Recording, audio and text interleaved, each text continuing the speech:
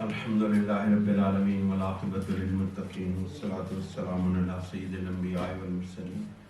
اما بعد فاعوذ باللہ من الشیطان الرجیم بسم اللہ الرحمن الرحیم۔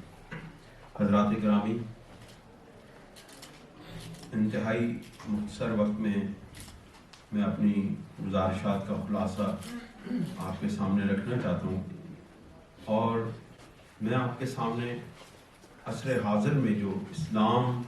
کو اور مسلمانوں کو چیلنجز ہیں،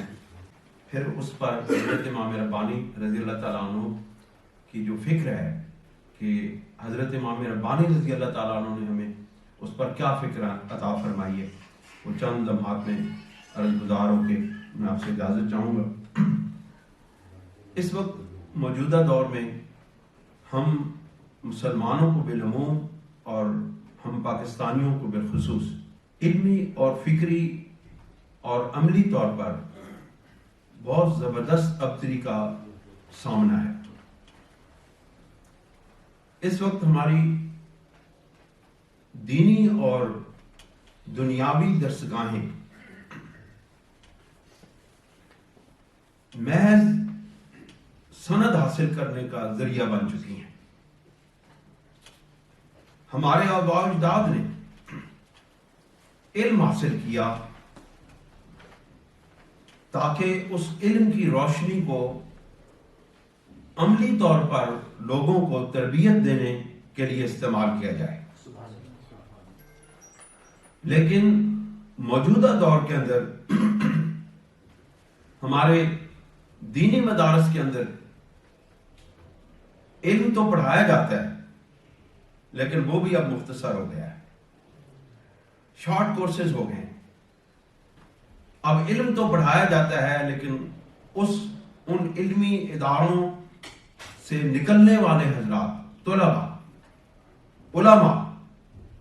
وہ رنگ اختیار کر چکے ہیں کہ ان کا مطمع نظر، ان کا مقصد زندگی، ان کا علم حاصل کرنے کا جو مقصد ہے وہ محض کوئی نوکری حاصل کرنا، کسی مسجد میں خطیب لگ جانا، اور اس کے ساتھ اس سے بھی زیادہ نازک معاملات ہماری خانقاہوں میں ہو چکے ہیں۔ اس وقت سچی بات یہ ہے کہ یہ بات کرنا بہت مشکل ہے کہ ہمارا خانقاہی نظام نہ صرف یہ کہ جاہلوں کے ہاتھ میں چلا گیا ہے، بلکہ بدعمال اور بے عملوں کے ہاتھ میں بھی چلا ہے۔ موجودہ دور کے اندر ہماری خانقاہیں، میں بڑے دکھ درد والا بندہ ہوں، اور میری آواز اور لب و لہجے میں اگر آپ کو کوئی وہ نظر آئے تو یہ سمجھنا کہ یہ اپنا درد بیان کر کے رو رہا ہے۔ آج آپ کے سامنے ہے سب کچھ، آپ کی نظروں کے سامنے ہے۔ ہماری خانقاہیں اس وقت کاروباری مراکز کی شکل اختیار کر چکے ہیں۔ وہ خانقاہیں جہاں پر علماء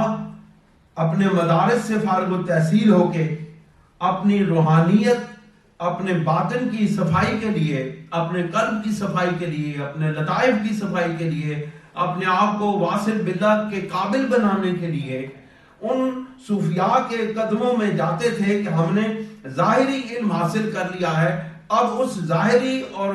استدلالی علم کو کشفی اور حقیقی علم کی صورت میں آپ ہمیں وہ بات واپس لوٹا دیں۔ لیکن آج کیا صورتحال ہے؟ دکھ درد سے روتی ہیں آنکھیں، دل روتا ہے کہ آج ہماری خانقاہیں کاروباری مراکز ہیں، جاہل لوگ سجادہ نشین بنے ہوئے ہیں، اور یاد رکھیں علماء سے زیادہ لوگ مشائخ کی پیروی کرتے ہیں۔ جب تک ہمارے مشائخ ہمارے آستانوں پر بیٹھے ہوئے لوگ، ہمارے مشائخ رائے حق پر چلنے والے نہیں ہوں گے، اس وقت تک یاد رکھیں ہماری عوام رائے حق پر چلنے کے قابل نہیں ہو سکے گی۔ کیوں؟ علماء کی بات کو لوگ رد کر دیتے ہیں، صوفیاء کی بات کو، مشاہد کی بات کو، پیران اعظام کی بات کو لوگ رد نہیں کرتے، وہ اس کو منوان تسلیم کرتے ہیں، اس کے پیچھے پیچھے چل جاتے ہیں۔ پیر جو کچھ کہہ دے، پیر کہے نماز نہیں ہے، مرید کہتے ہیں نماز نہیں ہے، پیر کہتا ہے روزہ نہیں رکھنا ہے، رمضان شریف کا روزہ نہیں رکھنا ہے، مرید کہتے ہیں جی روزہ تو ساڑھے تے فرض ہی نہیں ہوا۔ یہ ناسور ہیں ہمارے اس ملت اسلامیہ کے، جن کا ادراک کرنا ہوگا اہل علم کو، اور اہل علم کو حق کی بات بیان کرنی ہو۔ آپ حضرت امام ربانی رضی اللہ تعالی عنہ علماء کے بارے میں ارشاد فرماتے ہیں، حضرت شیخ فرید رحمۃ اللہ علیہ نے آپ کو بتایا کہ جہانگیر بادشاہ کے دربار میں ایسے علماء کی ڈیمانڈ کی جا رہی ہے کہ جو شریعت کی ترویج اور اشاعت کے لیے کام کر سکے۔ تو حضرت امام ربانی رضی اللہ تعالیٰ عنہ نے سابقہ حالات اور واقعات کو بیان کرنے کے بعد ارشاد فرمایا، آپ نے فرمایا کہ اگر آپ ان علماء کو رکھیں گے جو دنیا دار لوگ ہیں، جو دنیا کی طلب رکھنے والے لوگ ہیں، جو دنیا کے پیچھے بھاگنے والے لوگ ہیں، آپ نے فرمایا بر تقدیر حب جا ہر قدام عظیم علماء ترفی خواہد گرفت و اظہار فضیلت خود خواہد نمود و سخنان اختلافی در بیان خواہد آور وہاں را توسل قربت بادشاہ خواہد ساخت۔ آپ فرماتے ہیں کہ اس کا خلاصہ یہ ہے کہ اگر آپ اس طرح کے علماء کو، یہ دنیا دار علماء کو بادشاہ کی قربت دیں گے تو یہ اپنی ذات کو اوپر اٹھانے کے لیے بادشاہ کے قریب آئیں گے اور پھر وہ مسئلے بیان کریں گے۔ آپ نے فرمایا کہ ناچار محمدین اب تک خواہد شد در کرنے سابق اختلافات علماء عالم را در بلان داخت و ہمان صحبت در پیش از ترویج چے گنجائش دارد کہ باعث تفریب دین خواہد شد۔ آپ فرماتے ہیں کہ بہترین علماء بہترین عالم است و بدترین ایشان بدترین خلائق، ہدایت و ادلال را با ایشان مربوط ساختان۔ آپ فرماتے ہیں کہ اگر یہ علماء بادشاہ کا قرب پالیں گے، بادشاہ کا قرب پانے کے بعد یہ اپنی ذات کو اونچا کریں گے۔ کیوں؟ یہ حب جاہ کے مارے ہوئے لوگ ہیں، یہ مال و دولت کے پجاری لوگ ہیں، یہ مال اکٹھا کرنے والے لوگ ہیں، یہ مال اکٹھا کر کے اپنی ذات کے لیے، اپنے آنے والی نسلوں کے لیے یہ اندوختے اور خزانے اکٹھے کرنے والے لوگ ہیں۔ انہوں نے پھر دین کو بیچ دینا ہے۔ آپ نے فرمایا کہ اگر آپ بادشاہ کے پاس جانا چاہتے ہیں تو پھر آپ یہ کریں کہ نیک جو خدا اللہ رب العزت کا خوف رکھنے والے لوگ ہیں ان کو وہاں پہ لے کے جائیں، اور ان میں سے بھی صرف 2-3 بندے رکھیں، زیادہ نہ رکھیں کیونکہ پھر آپس سے لڑ پائیں گے۔ آپ نے پھر فرمایا کہ میں مختصر کرتا ہوں، اس کے بعد میں آپ حضرات کے سامنے موجودہ دور کا سب سے بڑا مسئلہ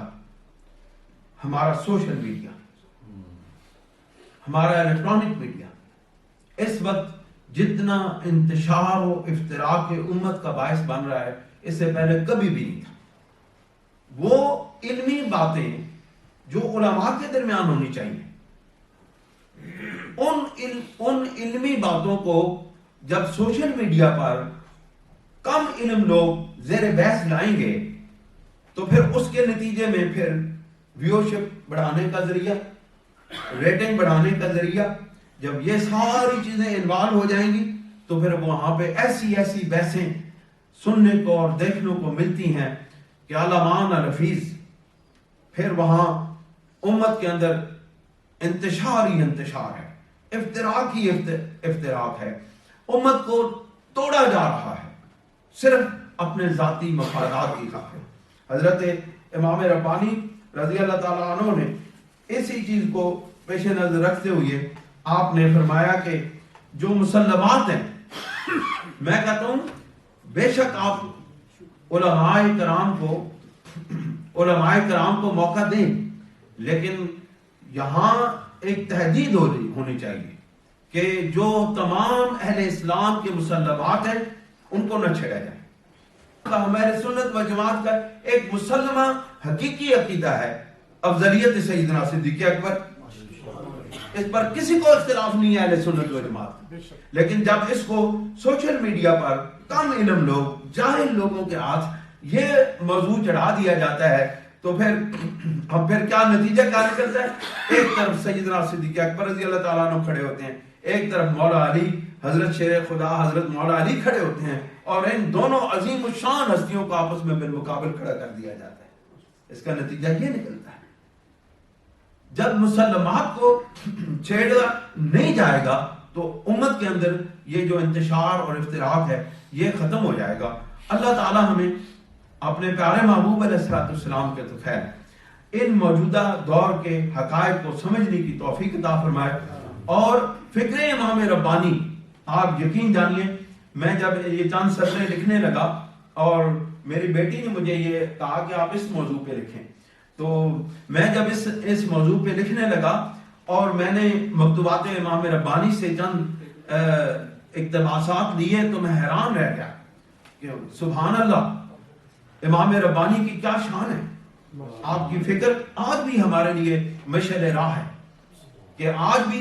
ہر مسئلے کا حل مکتوبات شریف میں حضرت امام ربانی نے اپنی روحانیت کے اس عطا کردہ رب ذوالجلال کے عطا کردہ اس جلال کے طفیل ان انوارات اور تجلیات کے طفیل ہمیں حل بتا دیا ہے، بشرطِ شرط یہ ہے کہ ہم حضرت امام ربانی کی فکر کو غور سے پڑھیں اور مکتوبات شریف کو غور سے پڑھیں اور سمجھنے کی کوشش کریں۔ اللہ تعالی ہمیں حضرت امام ربانی رضی اللہ تعالیٰ عنہ کی فکر کو سمجھنے کی توفیق عطا فرمائے۔ وآخر دعوانا الحمدللہ رب العالمین۔ جزاکم اللہ خیر۔